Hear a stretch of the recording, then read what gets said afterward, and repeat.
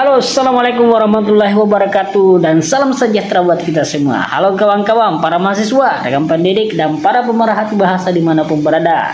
Gimana nih kabarnya? Semoga kita tetap dalam kondisi sehat, ceria, dan banyak uang. Oke teman-teman, balik lagi nih pada serial video kita di dunia pusat referensi linguistik. Ya teman-teman, kali ini kita akan membahas satu sub bidang ilmu dari linguistik, yaitu psikolinguistik. Nah teman-teman, pasti bagi mahasiswa yang mengambil program studi pendidikan bahasa Indonesia, pendidikan bahasa Inggris, atau pendidikan bahasa pada umumnya, itu pasti sudah tidak asing lagi dengan istilah bidang ilmu ini, psikolinguistik.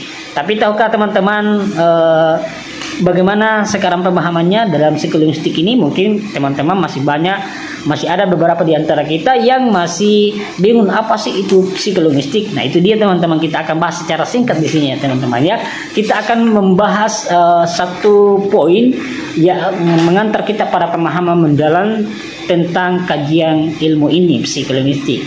Jadi kalau kita melihat definisinya, jadi sebenarnya istilah psikolinguistik ini berasal dari gabungan bidang bahasa linguistik yang mempelajari tentang bahasa secara ilmiah dan psikologi, yakni kajian yang meneliti bagaimana manusia mempelajari, menggunakan, memahami, dan menghasilkan bahasa melalui proses psikologis dan neurobiologis. Nah teman-teman, sebagai contoh yang memungkinkan manusia memperoleh, menggunakan, dan memahami dan memproduksi bahasa itu teman-teman. Jadi lebih spesifiknya lagi, dari definisi dalam bahasa Indonesia itu disebutkan bahwa psikolinguistik adalah studi tentang proses mental yang dilalui manusia dalam menggunakan bahasa teman-teman. Ya itu ya. Jadi dari definisi yang kita sampaikan tadi ini, kita bisa dapat merangkum tiga aktivitas utama dalam kajian ini. Apa itu? Pertama, pemerolehan bahasa atau juga dikenal dengan istilah language acquisition. Jadi bagaimana manusia atau individu itu memperoleh